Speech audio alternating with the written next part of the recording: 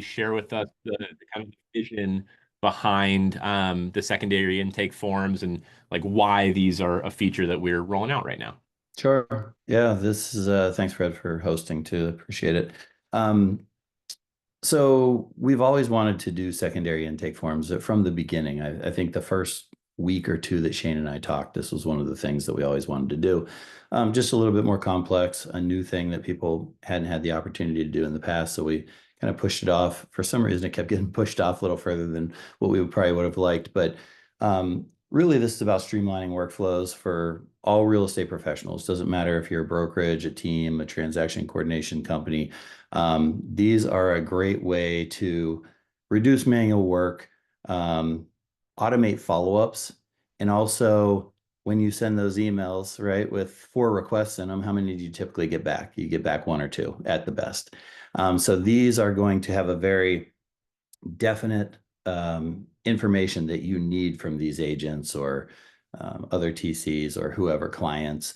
And so they can just fill out the fields and they're not getting bogged down by trying to read 15 paragraphs in an email. So that's one of the big benefits. Um, you know, one of the things that we were thinking about is extending our trigger system so that like when this happens, the secondary intake form goes out. And then once we put some more thought into it, I think maybe Jana came up with the idea initially was why don't we stick it in a merge field? Because now everybody can use them, everybody that's not using triggers. And so now you can stick these secondary intake for, and Kelly's going to show you some of this in a minute, but we're going to be able to stick these links into merge fields and then automatically send the email or semi-automatically send the email, depending on how you run your business. So a lot of ways to streamline things. Also, listing to closings have always been a big point of contention with everybody. So some people love to have a separate listing, some people love to have a separate closing, but other people wanted to combine those. And we've seen all kinds of ways that people are doing it through the API. And the one thing that I never really liked was if I put that information from a closing onto that listing and then it canceled, now I have to figure out how to get all that stuff out, right? And so some people would duplicate. It was kind of a clunky manual process. Some people would use the API, still not the best. So what Kelly's going to show you is a way that we can actually bring a secondary form into a listing to turn it into a closing. That way you have all your information. You can pick whether the tasks and triggers and all these things come in to the new one, but you're also duplicating that original transaction so that you have a pristine copy of that in case this under contract cancels. You can go right back to that. So she'll cover a little bit on that too.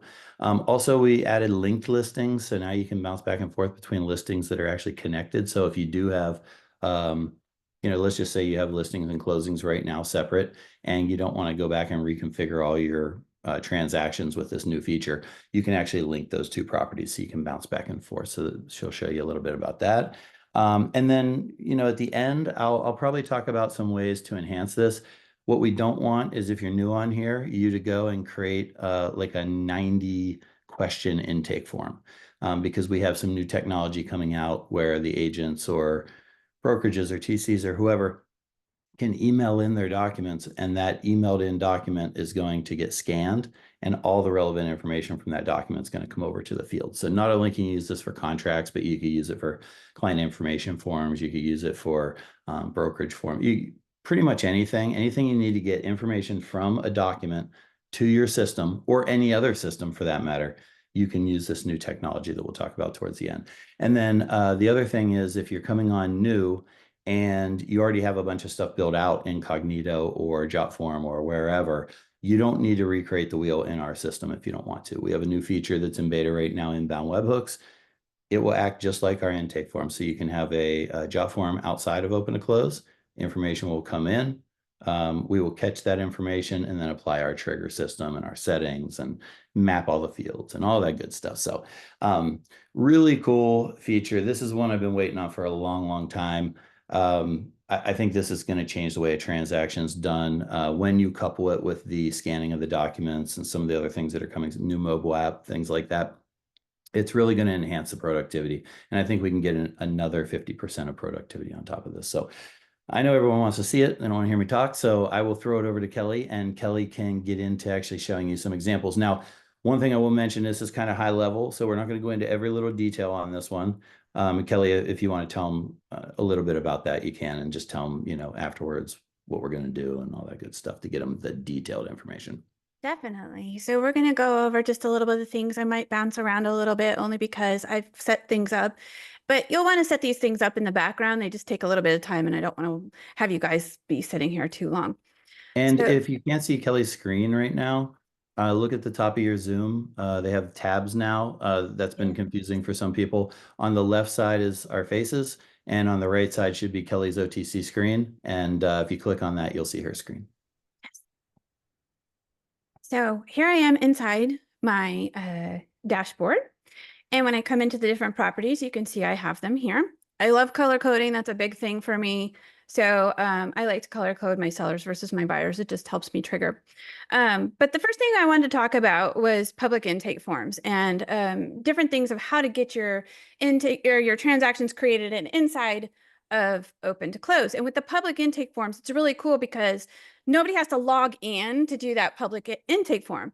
But there's one caveat to that. Right now, when they log in, it tells the system what agent's filling it out because they logged in. So we already know. The problem with the public intake forms is anybody can do it. So we don't know who's filling it out. So the very first thing you're going to want to do with the public intake forms is you're going to want to go into your field editor. And where I like to put these questions is in my intake questions. And we like to have agent's first name who's filling it out, team brokerage, submission notes, whatever you want as a field up at the top of your intake questions so that you know when this public intake form is filled out, we are going to require these as fields inside of our intake form. But I want to know who's filling this out. So I have to think about, okay, I want to know their name, their brokerage, maybe some notes, anything else that you want to require. So start with your fields. And then our second recommendation is we come into our templates, our intake form templates, and you can see that I already cloned one up here. What you'll want to do for that reason is maybe you'll want to have some agents fill it out, they log into their portal, but maybe you want somebody else outside the system to also fill it out. But you don't want your agents to fill out those three fields that we created, right? Because that's redundant for them. The system already knows who they are because they're logging in. So what I like to do is I have my regular intake form down here, and then I just went into it and cloned it. And then I call that my public one so that I know this is the public form that I want to take out. So when I come into here, I definitely make sure those three questions are required by whoever's filling it out. And That's the difference. Step in here real quick, Kelly, to ask the question, make sure I'm on the same page and everyone's tracking. The reason we want to have some of these fields especially on a public form is one, to identify like who's filling out the form and making that required, but also identifying like which property it's attached to, right? Because these are living, they could live out in the world versus someone logging into an agent portal. Would I also use this if maybe I'm a newer agent and maybe I'm not in the agent portal yet and I'm working on a transaction with you and you need to get some information for me and maybe I'm just one of those agents who doesn't log into the agent portal? Definitely. That's a great idea. And with that, because you already have these fields and you're requiring of them, you know where that in a sense random intake form is coming from. Oh, this is the person who submitted it and this is the address it's for, or whatever questions you might ask on that intake form. As you can see down here, I do have the address required and it will be something that they will have to do. So kind of think of it as you have your one for your agents, and when you clone it, it's the exact same thing. You're just adding a couple more fields that you would normally see those fields asked at the top, or you've assigned it to your agent and these are already inside of your system. And those forms, I'm sorry, those fields right there that you're seeing, you should be asking that anyway. And if you're not, you should get those on your intake forms because it will help with triggers later. So let's say that you are working on a file for one agent and they have something special that they want to put into their emails or at the end of their emails. You could have that agent name triggering a smart block to come in, or you could have that agent name triggering whatever you can trigger, right? So brokerage name, agent name, team leader, like whatever you want. But those things can trigger and help you to optimize the system later on down the line. Definitely. The next thing with the public intake form, and this is important too, or else you won't be able to use it, is you need to come into your settings, and the team is required. Who is this intake form going to go to? And the team user on that team is also required. These two must be done to be able to send out that public intake form for somebody to be able to fill it out. So definitely have the questions or the fields for the questions, and definitely make sure at least these two right here, minimal, are filled out. I like the agent portal user. If you have like one particular agent, you can add them all there. They all go to him or her, and then you transfer it to a different agent. But most likely you'll just have these two that are required. From here, you can copy that URL, or you can preview it and it opens a new screen with that public intake form, so you can test it out yourself.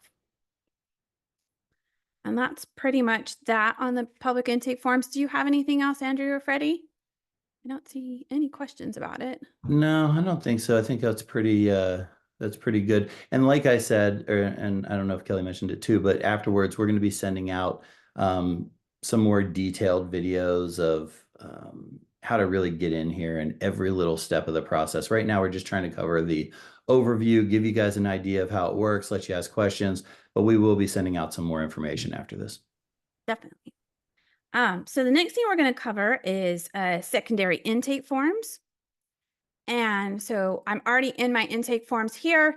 You can see I love to note what I'm doing and when I'm doing it and everything. So you can see I have my public one. You can see I shorten secondary intake forms to SIF. That's just a little clue to me, secondary intake forms. And then this is the date that I created these. For these, you're definitely going to want to take whatever regular primary intake form you have and clone it out, because once you convert this to a secondary intake form, there's no going back. So you might want both. And in my system, I'm going to keep the seller's under contract intake form, but I'm also going to clone it to create a new one that's a secondary intake form, because sometimes maybe I might want it later on, or I might want to change it, or it all depends, but there's no problem keeping it in there for future use. Definitely clone it. Once it's cloned, you'll come into it, edit it, and you'll see the little button to convert down here.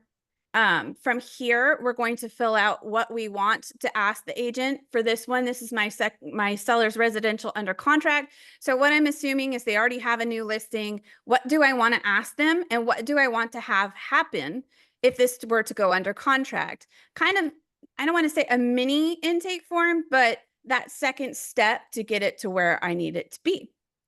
From here, I don't need to ask them the contract status. Maybe I already have that. I'll do that on my side. Client type, we already know that because we're going to be sending this from the listing. So that's totally fine. So now I'm going to ask those contract questions. And this is why it's really cool to clone out one that you may have already worked on. So these were already set up for me. And so I'm just turning off different ones that I may or may not want to see this time for the secondary intake form. Contract title, that's that one that you see at the top and is always there. I don't need to ask them of that because I know that I just want that to come in as it is. So I'm definitely going to put it green so I see it when it comes in, but it doesn't need to be asked. And then you go through basically from each side, the transaction details, and then if there's any listing details, probably not, but commission details and your intake questions. And Kelly, on this one right here, so I think that, I know where this whole presentation's going because we talked about it beforehand. So I know that we have like some smaller secondary intake forms. So kind of like how Andrews talked at the beginning, we maybe don't need this 90 field secondary intake form. However, some of our initial forms can have a lot of fields, right? Especially the conditional fields, everything's expanded. So can you share a little bit more about like the use case for this secondary form that you have right here? So we're duplicating it guys, so we can just have access to all these fields. We don't have to try and remember all the fields we want on there. It's easier to have 90 fields from the original intake form and then delete 50 that you don't want, right? Not that any of them really have that many fields, but this way we kind of have a launch pad and we're deleting rather than trying to remember things that aren't in front of us that we need onto the form. But Kelly, where like in this phase of a transaction, where do you see this, commonly being used in like some of the main fields that you're trying to gather in this use case? Definitely. So for this one, I'm choosing to have it be my seller's residential under contract. So I have my listing is already created. They've created that property inside of open to close. And now I want them to come back in and fill any questions that they know about it being under contract. It follows the same documents I can ask of them, contacts I can ask of them, and then your review submitted. Same form conditions, same form triggers. What do I want to happen dynamically in this secondary intake form, just like my primary intake form? Same with the form triggers. What do I want to come on when they're saying it's under contract? Those little things. We're going to also want to make sure that the agents that we want to have this are assigned. Our internal instructions, settings, layout, default, and design. These are all cloned over with the exception of the assigned agents. We'll need to make sure we assign the correct agents to them. Everything else is cloned over. Then this cool one is the duplication right here. So if I have a listing, I always like to have a clean listing. And I always went into that listing and I did the clunky way of it and I duplicated it. And then I had to add all these things. I was fortunate enough to be on scale and I had a lot of property triggers that helped me out, or I did a property template or something like that. This will do that for me. Instead of doing that clunky version of going into the property, duplicating it and adding all these property triggers and executing them and doing all that, I can come in here and say, okay, I want to duplicate this property. But my second property that I don't want the tasks and triggers from the new listing. Those I want to stay fresh on that new listing. But I do want those documents to come over because if I am in the under contract transaction, maybe I want to see them. And then same with the contacts. I don't want to have to put the seller in there again. I also don't want to have to ask the agent for the seller also. So it's already on the listing. Let's bring that over too. And anybody else that happens to be on that new listing with the seller. Any notes, I want to see those too. I don't want to hop back and forth between that new listing or that listing and this newly created under contract, that back and forth. We'll have the linking, yes, but isn't it great we can have it copied over here? And So Kelly, I'm gonna that's check something, those. sorry to interrupt. That's something Go ahead. process-wise, like my team's been Yes. doing for as long as I can remember. We have Yes. the listing record, even before open to close days when it was on a piece of paper. We had the listing record, and then when we would go under contract, we'd have that under contract record. And if it'd cancel, we'd keep it there and we could continue to duplicate so we could have records of this. And I'm Yes. trying to think just to, share the good of the order here. I want my notes, I want my documents to transfer over. Can't really think of many use cases where I want all these tasks or triggers to transfer over. Do you see people ever using that when transferring them over, or most often those boxes aren't checked? During duplication for a listing that goes under contract, I rarely see tasks and triggers come over. I usually see those staying with that parent property, that first listing, that clean one over there. Same. And I wanted to just maybe touch on that, 'cause I Yeah. think that bringing those over could create some clutter.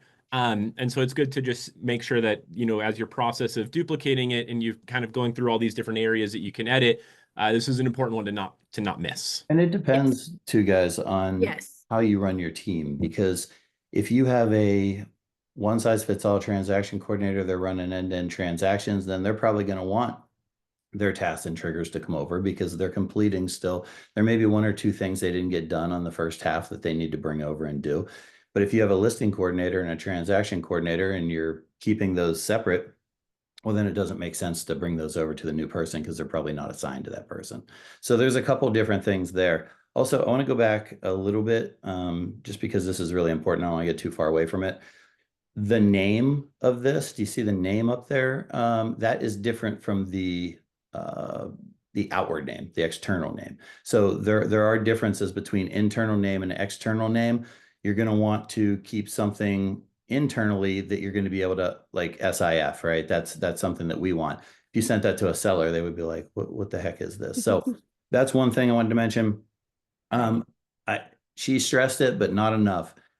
If you change a primary intake form to a secondary intake form, you cannot get it back. And so whatever you're doing, listen to me, just in case you didn't hear that. You're writing something, you're talking on the phone. You cannot get a primary form back from secondary once you change it. You have to clone it to have that pristine copy of that before you go edit it. So I just want to make that clear because I don't want a bunch of people going, like change, and then be like, well, I want all my other ones. And we're going to be like, sorry, we can't do anything for you.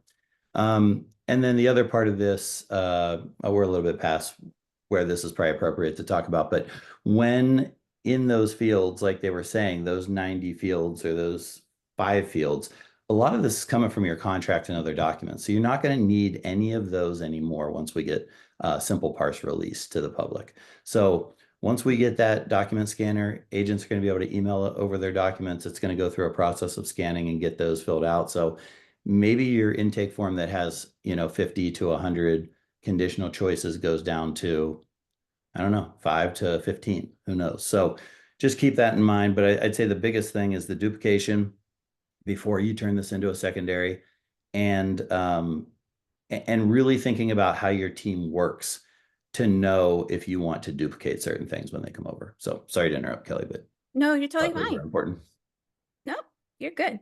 Also, if this one is going to become like a public one, you're going to want to make sure we go back and we have these fields required also. So it depends on those use cases too. Is this going out? Who's this going out to, this secondary intake form? And to touch on a little bit on Andrew's point about different ones, here I've created a septic title change, cash to financing, HOA, canceled contract. I'll pop into my HOA one real quick. And you can see, I mean, right away, there's no fields until you get to all the way down at the bottom, HOA. I want these to be filled out. These are the only things that need to go out. Here's a super small, just fill out these quick, really, simple answers. And maybe I'm the TC doing it, so I have all these, but maybe I only want my agent to put the due days and maybe just these 3 down here. You can make it as robust as you want for the HOA details or any little things that need to come on, or as minimal as possible, and then put that other side on the TC or the person approving that intake form. Yeah, if you're the TC, you can use these almost as reminders in some cases. Yes. So it's like if I go to my fields and you're on the scale plan and I change my field from, let's say someone goes out and says, oh, we found a well on the property. The listing agent had no clue. He's just a crappy agent, right? He didn't know there was a well on it. The inspector finds it. We go in, we change it to well as yes. Well, when you hit well as yes, now you can have triggers happen, right? Emails happen with links in them, with these secondary intake forms. You can have extra fields come in. You can have all these things happen so that you don't have to do anything besides change a field to yes. And it's already asking for all this information and doing everything on its own. Yeah. And it's the same as like a regular primary intake form that you're used to. When they answer a certain question, I can put a condition here to add on dynamically. Okay, now they've said yes or no to this. I want this to come on, whether it be a contact document or whatever. For my septic, maybe I want documents. Maybe I don't need contacts, so they don't see that page. Triggers to come on. I want these templates to come on, or text or email or whatever happens in your processes once these are approved or submitted, that kind of thing. So you can get all that functionality in the click of a button versus you having to go in, oh, this all changed. Now I have to do all these fields. Now I have to execute this trigger because this trigger popped up. You can do it right inside of that transaction. And actually sending emails and texts become a lot more relevant at this stage than it does at the primary intake stage. So you'll hear us change our language a little bit here because intake forms were intake forms. Now we have secondary. So you're going to hear us say primary just to kind of make that distinction so we're not confusing people. So these texts that can be automated, these emails that can be automated, we already have the contacts in this property. So we're going to be able to send these out a lot more. If you do have something that doesn't have a bunch of smart blocks, isn't going to get messed up if you don't have some information in there, make sure that they're very just standard basic emails and texts that could go out and remind people of things. We do have a couple questions. Let me just stop here since this is kind of a good spot. Todd said we've always started at listing contract. We decided to go back. We decided to back and starting at listing appointment now. So our primary is the listing appointment followed by a secondary for listing agreement. And I've seen this quite a bit lately. Yes. A lot of our bigger teams, because of all the NAR changes and everything you're having to do for these buyers and sellers, is start at that listing appointment or even the buyer appointment. And then now that we have secondary forms, it doesn't limit you because you can keep asking these form questions to even different people in the transaction, which makes it really nice. So thanks for pointing that out, Todd. I totally forgot about that. And then I can might- you search both the internal name and the external name? I believe the search, Kelly, correct me if I'm wrong, but I think it's for the internal name, not the external name.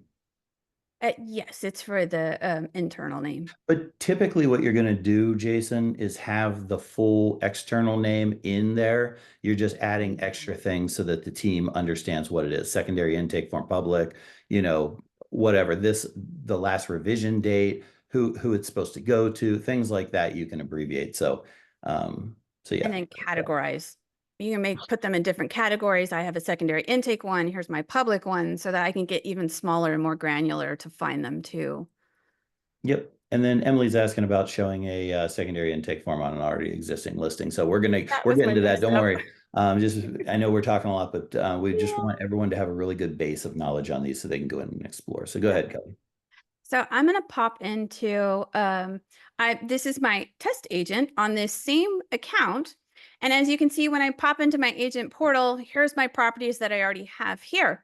What happens if Main Street goes under contract and we want to use those secondary intake forms? We now have that ability for the agent to go into their agent portal and actually select secondary intake forms. You do have to set this up in the beginning. It's just like regular primary intake forms. We need to assign these secondary intake forms to the agent, and then they can see these different ones inside of here.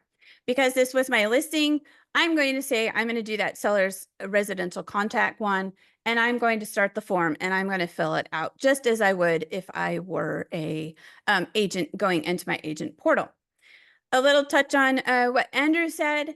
I'm coming into the portal and do this, but there's also going to be the capability of having merge fields and emails and sending these out to your agents for them to come into their portal. So it's done like right away instead of them having to come into the portal. There's going to be a lot of opportunities for them to do that besides just inside of their agent portal. And Kelly, sometimes, you know, me as a transaction coordinator, I might be filling out one of these secondary intake forms, right? Yes. How do I apply and just like add one of those really quickly and just like pop it up so I can just add some information? I'm not moving around, open to close, looking for the fields. I'm like, you know, I just want to do the HOA form. I just want to update the HOA information. They sent it to me in 5 emails. I'll just fill the form out myself. Totally get that. So here I am back on Main Street inside of our account, not our agent portal, but our account again. And we now have these new menu buttons over here. Our top one is secondary intake forms, and our second one is linked properties. This one will come in handy in a little bit, and I will show you that. So from here, when I click the secondary intake forms, you can see here's the same ones that have been assigned that I've created. Here's our residential intake form, the one that we just talked about in that agent portal that I assigned the agent, but it's also in here. I can do it from here and process it. I can also grab it as a public form right here and send that link out. But there's also going to be the merge field in the email. So don't feel like you have to come in here. You could definitely do an email template with it in there. Let's say I'm on whatever property. I know this one's my seller, but I need septic info. I have the capability to pop open my secondary intake forms and do them right from inside the transaction that I work on. And by doing this, when I open this secondary intake form, the system already knows what transaction this secondary intake form is for. I don't need to tell it it's 123 Main Street because I'm doing it inside of 123 Main Street, or I'm giving that agent portal, you know, the secondary intake form for this particular transaction. And same with when they're in their portal. On that, Kelly. So I see this public form button here, and you know, I didn't see this question in the chat, but I'm hoping some of you guys have the same questions I do. This public form, if I click that and it links out to this public secondary intake form, will it also know that it's part of 123 Main Street, or will it will? It will. Okay. It just won't know who's filling it out. Okay, so I could just from right here know it's attached to that transaction. So maybe the address isn't as a required field depending on the form, but having the agent name is still extremely important, or Yes. a name field, because I know it's to 123 Main Street, but who filled this form out will never capture, not an actual user in our agent portal system. Yeah, we should probably put like a little button there that actually when you click it says, make sure you have the name in here, because if you don't remember to do that, you're going to get a bunch of forms come in and you're not going to know who they're from. So. And that also goes back to when I was saying cloning the primary so that you have a regular, the agent has to fill, you know, sign into their agent portal to fill out, and a public secondary intake form. So when you're coming into here, I might have one that says public, You can see here's my internal name here. Here's what's going out. This one says SIF public second seller's contract, under contract. So that way I know, okay, I'm not picking this one to give them that public intake form. I'm picking this one down here that says public on it. Good questions. Okay, so the next thing is I've sent that out. Agent needs to fill it out. We're all good to go. Now what happens? What happens when this comes back in? Well, the cool thing about that is you can see we now have what we call data requests. And this is our convenient area. You can see I now have a little cube here, and my little cube has a red dot on it. Red dots mean notifications.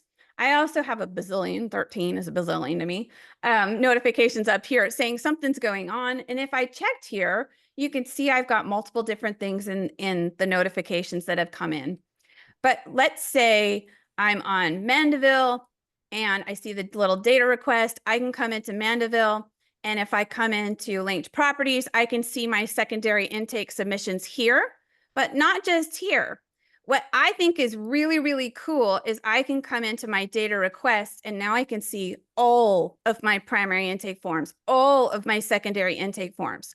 And now I can prioritize them by which one I want to do first, because I might get an influx of them, or I need to send them out, but where do they come out back in? I want it all in one general area. I don't want to be popping into transactions, even though I know that transaction I could see had that information there.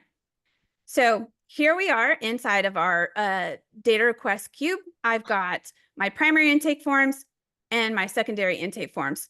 Let's pop into Mandeville and hit process and see what happens when we open that up here. I'm given this same menu over here like I would normally on our original primary intake forms. You can see I still have the option to duplicate. I may not have set this up to duplicate, but I still have the option, because who knows? Maybe I'll get to this point and go, man, I wish I had set that up.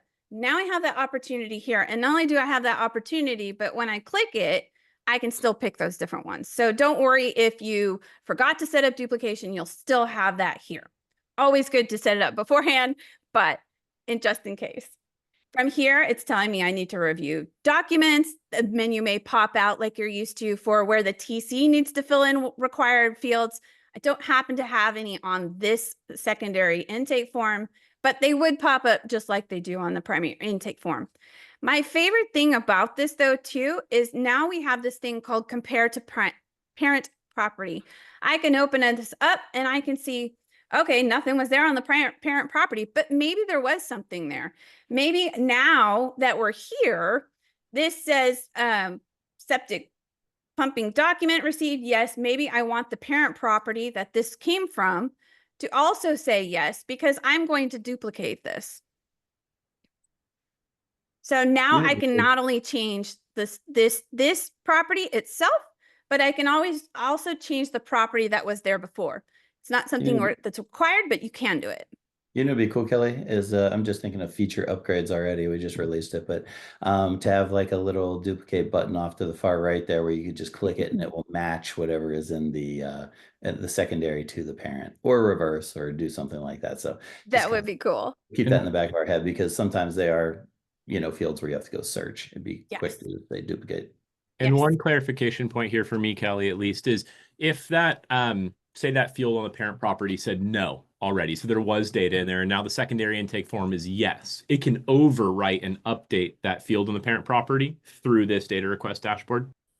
I would have to manually change it here to yes or no, or whichever it was or wasn't, if that makes sense. And then that'll save and overwrite. So you can be seeing what data is coming in and seeing like, oh, okay, hey, now from the secondary intake form, I know we have updated this, and I can go ahead and update all these fields in the primary property as well. Yeah, and Freddie, when that secondary comes in too, you're going to have that to automatically overwrite. Like if you brought all those fields over and it was a no over here on the secondary side, when you process that form, it will update that field. And that's why this is kind of an important screen. And you'll see this other places too in the data request dashboard, where you can pull up and see like what the values were that came in and things like that. So you're going to be able to compare and make sure there's no mistakes before you actually hit that. So the TCs have that control that they want to be able to look, because someone might have spelled something wrong. They might have accidentally done something incorrect, where they can just switch it real quick before they actually hit that process button.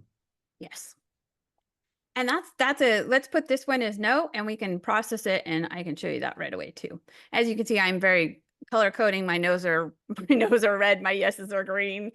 It's there we go.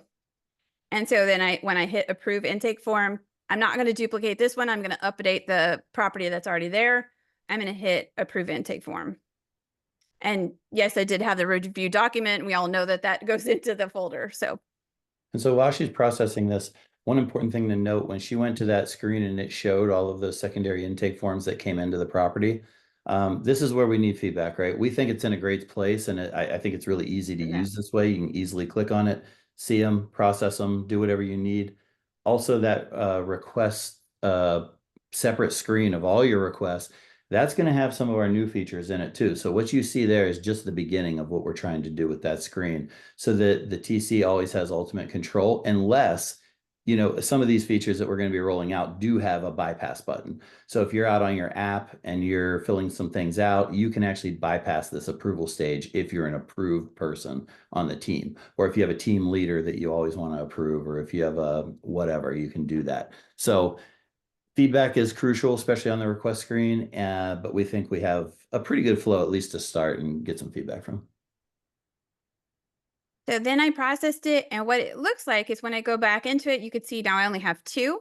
These are my new ones under status. If I come to approved, you'll now see there's that card. So I can go back in and see what was happened before. Another cool thing that I found out is you can see rejected ones. I don't have any rejected ones right now, but if you came into the new and I hit reject, or I rejected it for whatever reason, it's still there. You can still see it. So that's very helpful. Show them the snapshots too while you're right there. Yeah. So you have your snapshots here, and you can create whatever snapshot you want. So if you're in the future, you know, we may have more filters in the screen. We may say, hey, just show me the ones that are in the last 7 days. Show me this, show me that. We're not sure where we're going with this screen yet. So snapshots are going to be a way to, similar to the task pipeline, trigger pipeline, you're going to be able to save those views so that you can quickly just scroll through those and not have to recreate the wheel all the time. Another thing to point out, like she wasn't on the screen when I was talking about it earlier, but like simple parse, right? Scanning your documents, that will be a column here. Inbound webhooks, if you have job forms, that will be a column here. Field changes from the app, that's a column here. You know, and then you can see some of the ones that are already over there. So there's going to be quite a few things on here. This screen, I think, will probably have the biggest overhaul over the next year, just because it's so brand new, and we're trying to figure out what the best way to use it is. And on this screen, as you start to, you know, right now you may use this a lot for primary intake submissions, and primary, you know, is kind of in the word. There's often just one of those, right? Secondary intake forms, there can be multiple updates throughout the transaction that someone could complete. So this data request dashboard, this screen here, can start to become much more highly used, and much more have a higher importance for you to check daily. If you now have 5 secondary intake forms someone could complete in a transaction. But Kelly, this kind of brought me to something I wanted to ask earlier is, you know, in terms of automations and triggers and tasks, can you give me like a little bit of a use case or an example of maybe like someone fills out the secondary intake form for an HOA and what some triggers or tasks might be? And then a quick question for me is that and something I may not know is, you had some priorities already assigned to those. Were those priorities assigned to the form, and were those based on like any pre-flows that you had in open to close to be able to prioritize that, hey, like a septic secondary intake form is maybe different than a contingency removal secondary intake form? So those are good questions. And that was something I was interested in too. But I actually went into them and decided, okay, this one I want as my priority. And then decided high, low, medium on my own. Yeah. Awesome. And what's like, you know, maybe Andrew, you want to jump in here too. What's a good example of like a, you know, a little triggered task flow or a triggered automated flow that I can, you know, whether it's maybe an email with some smart blocks from information from that secondary intake form, but talk me through a use case here of like some triggers, how I layer them upon this secondary intake form and it being completed. Yeah, I think the one that people use the most is kind of what Todd was saying. Like, we're going from a buyer appointment or a listing appointment. Then as soon as that comes in, as soon as we receive a contract, It may, well, so it's going to get a lot better, like I've been saying, right? Simple Parse is going to actually bring that document in, scrape it, put all that stuff, start the transaction, could send out emails automatically. Like a lot of this stuff can be happening automatically if you want it to, or semi-automatically. But once that happens, now you can have a webhook set up on your field to say, when that contract title or when that field status becomes pending, now send out this email with a secondary intake form to my agent or to the client or to whoever you need information. So you can start taking those PDFs that you used to get from people, and then you can say, when do I typically get this? And then trigger it off of it being pending, it being canceled, it being whatever, right? Like we were talking about earlier, if we find out there's a well, you can trigger something to go out for more information. So there's a million use cases. And I want to point out, someone said they were a little confused. In its essence, all this is, and yeah, there's a lot of screens and stuff. You don't have to learn all these, right? Some of these are just for enhancements of this feature that we're showing you. In its essence, all this is a form that you already have that updates the transaction. So if you think about it that way, it's very simple. It's, you send this form, it comes in, you look at it, you say, does this look good? Yes. And it puts that information directly back into open and close, instead of having to go to your email and triage 2,000 junk emails to find the one for this property and bring that information over and type it in. All that goes away. So I just kind of wanted to point that out. There are a couple more questions. I don't know if this is a good time or not to go through these ones. Maybe. I just realized I forgot about the linking properties and the duplication. So here's a really quick, this one's HOA. Probably not the best case use. You wouldn't duplicate a property over HOA, but we're going to pretend that it's our listing under contract and we're going to duplicate it. So I'm going to hit approve, and immediately it's going to process any triggers that I had in the background. These are live now, people. Someone asked a question, when are these going to be live? These are live as of the 15th, I think it was, Wednesday, Tuesday, something like that. So here's my duplicated property. One big thing, the first thing that I always do is I come into the contract title.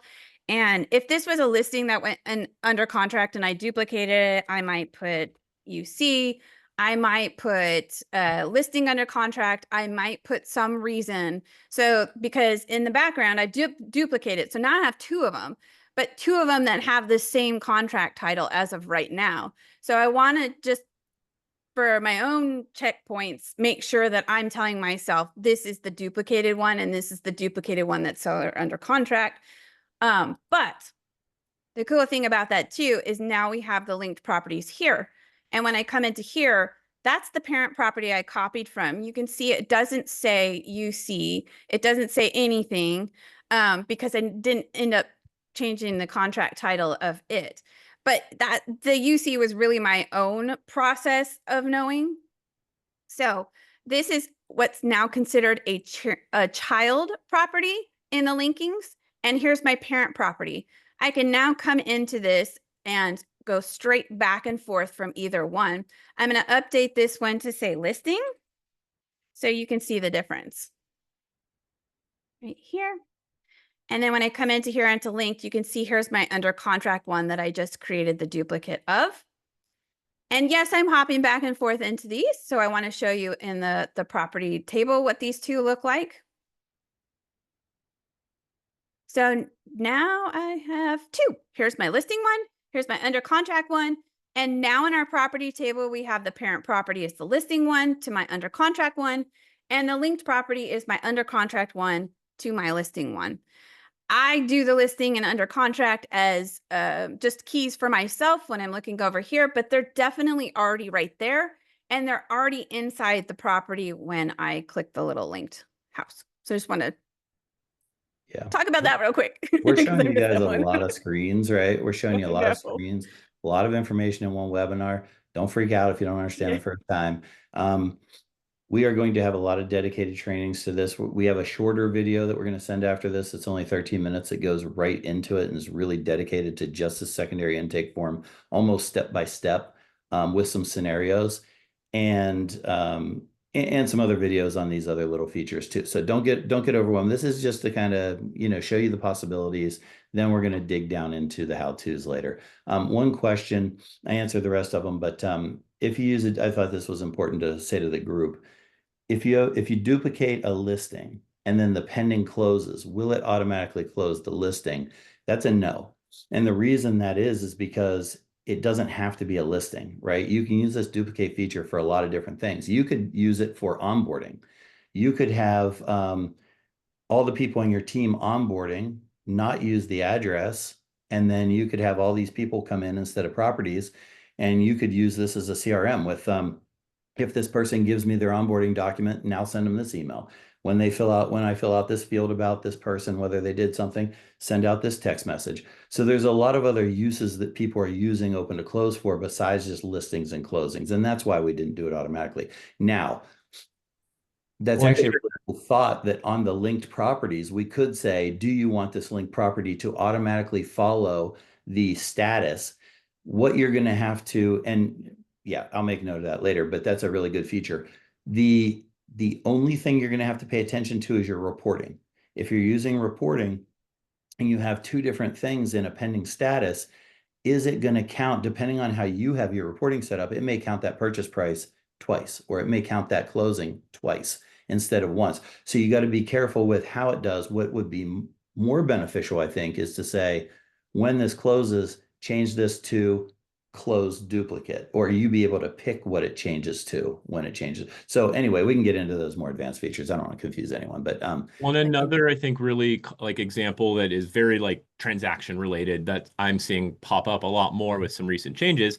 I'm going to use some California terms here, but like a BRBC, right, is a document, a contract we have to sign now with buyers, right? It's our representation agreement. I have been seeing people create the first property or transaction in open to close at that stage, duplicate it when that person goes under contract. But it's common, you have an exclusive agreement with someone, put them under a contract, it cancels, and then they cancel your agreement and they don't want to work with you anymore. And so this can it's another great use case there where it's not a listing, but it's like, hey, I have a contract with a client now. Listing agreements and BRBCs, some people are starting to treat them the same. These exclusive agreements, I think EBRA is the other one in some other states. But so it's another really good example of how you can use this to duplicate. And then just kind of coming back to something Andrew said, we've screen shared a lot here. We've gotten into the weeds a little bit.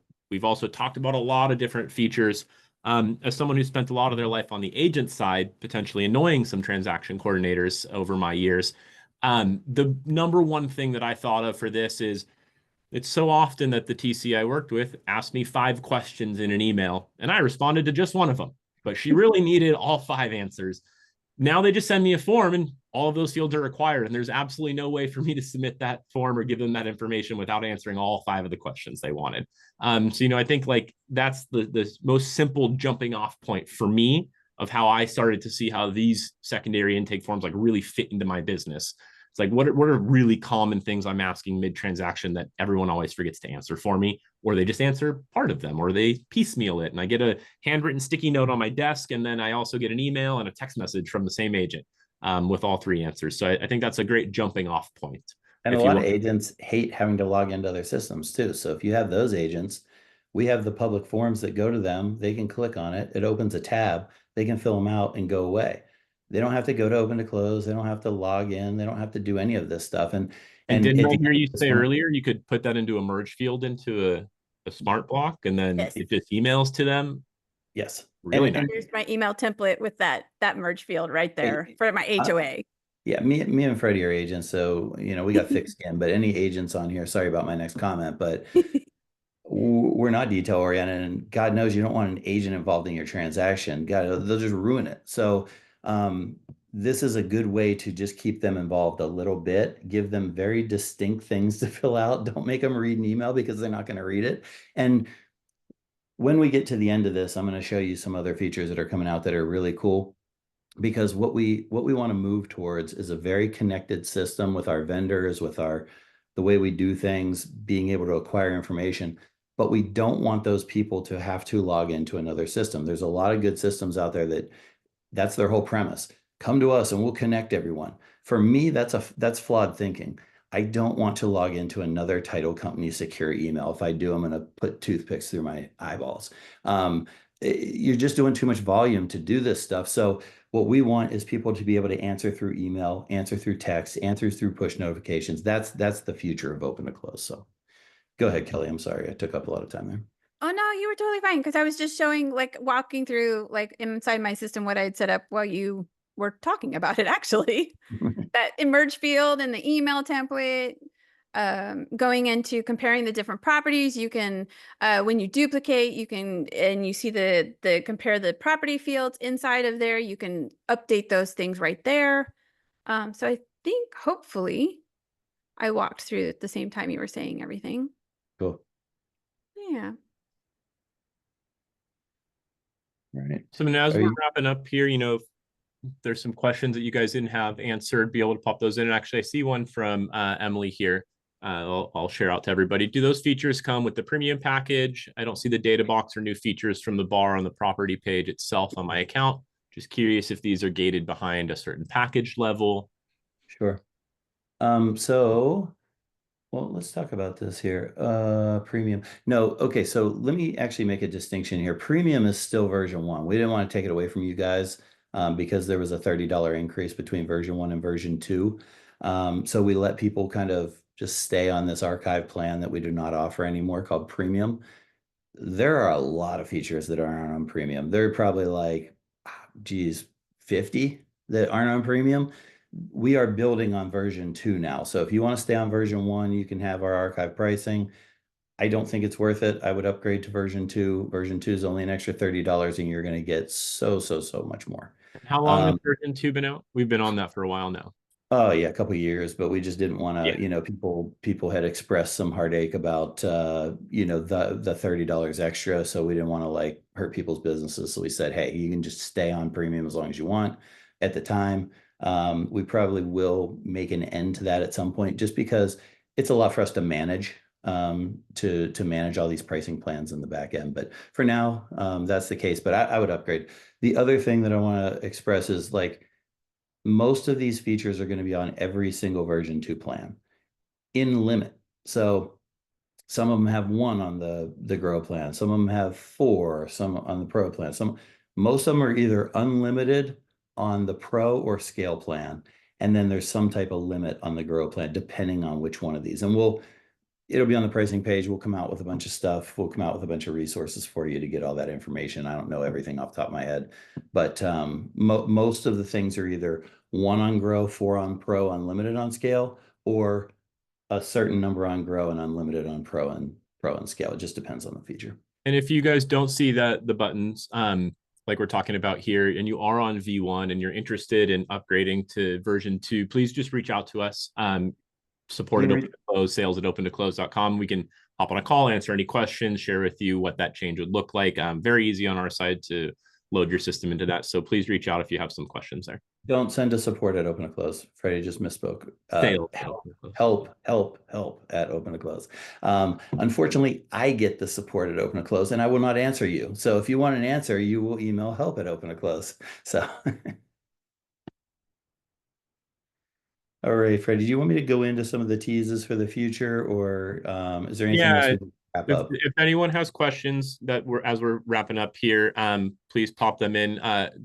Glenda, if you don't see that little icon, then you may be on V1 as well. So I'll make sure I reach out to you directly as well, if we can make sure that you get upgraded if that's what you want. But yeah, we've got a couple minutes here left, so please pop in some questions. But Andrew, yeah, if you could talk maybe a little bit about some two features coming down the pipeline that complement secondary intake forms here. Yeah, just going to give a brief overview of a couple actually that are in beta right now and are coming. So Jeffrey Hills said tease the new mobile app. I know I think he emailed me too. I think he messaged me on Facebook too. He's ready for this mobile app to come. So yeah, let's talk about the mobile app first. The mobile app is going to be the first version of version 2. So it's a version 2.1, I guess we'll call it, is going to be the ability to change fields, to see your tasks, to check off tasks and send task triggers, to all the forms will be in there. Hopefully simple parse will be in there. A ton of stuff is coming to that. We will not have triggers in there right off the bat. So triggers, property triggers. So let me make a distinction, because we didn't think through this when we first started this program, right? With triggers here, triggers there. So when you're talking about task triggers, those will be most likely on the mobile app version 2.1. The property triggers, the scale plan, that part of it will not be on the 2.1. We'll have to see how 2.1 goes and then do 2.2. So mobile app, you're going to be able to do a lot of the things that you currently you're not allowed to do. It's going to give the agent a lot more visibility. And then we might have a possible paid version for the agents on the mobile app. The only reason it's going to be paid is because you can give them a lot of features where you don't have to get an extra license on open to close. And so there'll be a couple different pieces of that mobile app. One will be free. One will be probably some like low cost, couple bucks an agent or something for some advanced features if you have agents that can actually handle those. Now, the cool thing is, even if they can't handle them, we do have a setup in there where they can change things and it doesn't change. It comes right to this field in data requests, and then you're able to say okay or no. So let's say the escrow agent calls the agent, forgets to call you, or just giving you a hard time about being a TC, which happens all the time, right? Everyone calls the agent still. So they tell the agent puts that in the mobile app. You'll see it here that says, hey, Andrew wants to change this date, but it doesn't actually change an open and close until you approve it. Or you can say, Andrew's spot on with his stuff. I'm going to go ahead and check this box and let all his stuff bypass right through the system. I wouldn't do that, but that's available. Okay, so that's a mobile app. If you have any questions on that, go ahead and put them in while I talk about some other stuff. Talks about Simple Parse a little. It will be an extra charge. It's going to be super cheap. We're making it $99 a month. Our competitors are $1,000 to $1,500 a month on a software that's similar to this. It is going to be able to take all of your documents, take all of the data from them, group contacts, make contact roles, send them to your CRM, send them to us, send them to wherever you want it to go. There's a lot of functionality packed in there for $99. And like I said, our competitors are way, way, way higher than that. But we want to make it affordable and we want people to actually use it. So that's what we're doing with that. But this document scanning is just it's going to change the game, especially because it's automated through email, which is incredible. And you're going to be able to create custom emails from whatever you want. So if you want it to be Freddie@opentoclose.com or mail.freddie@open, whatever it is, you can do that. So we don't let you put in like KW or Anywhere or one of those, but you can do your names. Inbound webhooks, we talked about those a little bit, just a way to get any outside data from your CRM, from emails, from Zapier, Make, anywhere through. And actually, the cool thing about inbound webhooks is you don't need Zapier or Make. We've built it so that data can come in, it can hit our system, it can say, do you want to create or update a transaction? And then you're able to map the fields if the field names are different. You're able to change the settings on a contract. And I don't know if we mentioned that, Kelly, but on the secondary forms, can you automatically change the set? I don't think you can, right? Can't automatically change the settings in a property through secondary? I don't think so. Not No. yet. Okay. Yeah. But you can through inbound webhook. So if it comes in Yes. through the inbound webhook, you can match up your fields, you can change your settings, and you can hit a trigger system so that you don't need to go through our intake forms if you don't want to. So that's pretty cool. The other thing would be, what was the last thing that I wanted to hit? Oh, advanced messaging. Now this one won't be out for a while. This is probably the last of the group, but advanced messaging is a way to get data from your clients, from your vendors, from anyone in the transaction. Right now we have messaging in the system where you can message people, but what we don't have is the advanced messaging part where you're actually asking for pieces of information or field data or whatever. And then you can actually, you send it to a husband, wife, one of them fills it out, it lets the other one know. So like there's a lot of advanced features I'm not going to go into on that because I want them to be a big surprise when they come, but it is incredible how this messaging works. And in the messaging there, if you click select message contacts there, Kelly, you can do this with anyone in the transaction, the agents, the TCs, the buyers, the sellers, the inspectors, whoever you want. The cool part about it is it goes to them as emails and texts and things like that. But when they respond, it comes back into open to close automatically. So you're not triaging your email. And so they never see a difference. They don't have to log in. They don't see any differences. So anyway, all these combined together are going to be totally incredible and really just take this intake process and almost make it go away. And then a lot of the updates throughout the transaction make them a lot easier to get and just more simplified as well. And as we start to run out of time here before we have everyone start jumping off here at our 10:30 Pacific time. And I just want to make sure we cover two last questions here, Andrew, and then make sure everyone has access to resources to be able to reach out to us. So first off, everyone, help docs have been updated on our website. There's secondary intake, public intake, linking properties, data requests, dashboard information in the help docs. We'll make sure to send out an email with resources to that along with the recording of this. But if you have questions, you're going in here, you're building things, you have some questions, please reach out to help@opentoclose.com, and we'll go ahead and make sure that we get back to you and help you guys out with this. But Andrew, two questions in here, a little bit about what you're teasing on the mobile app. Will the free version of the mobile app for agents allow them to submit forms via the app? Yes, I believe so. I think that's on there, and there's a couple other new features on the free version as well. And then some of the more advanced stuff will be on the other version. So just the advanced version of the mobile app for like the TCs doing like the triggers and stuff, that will be included for our licensed users. Everything will always be included. Okay, it's just for if you want to add agents to some of those license features is where that couple bucks is going to come in. So don't worry, everything for the TCs is going to be included. Yeah, really good package we're putting together on that. And then I see this other one here. Do we have the ability to automatically input from open to close into .loop so we can limit manually inputting into .loop, such as updates to forms as they occur? Yes. Yeah, it's the same process you have now through .loop. You're going to go to the other tab, go to .loop. It's going to pull up the information for the transaction, and you can push and pull whatever you want.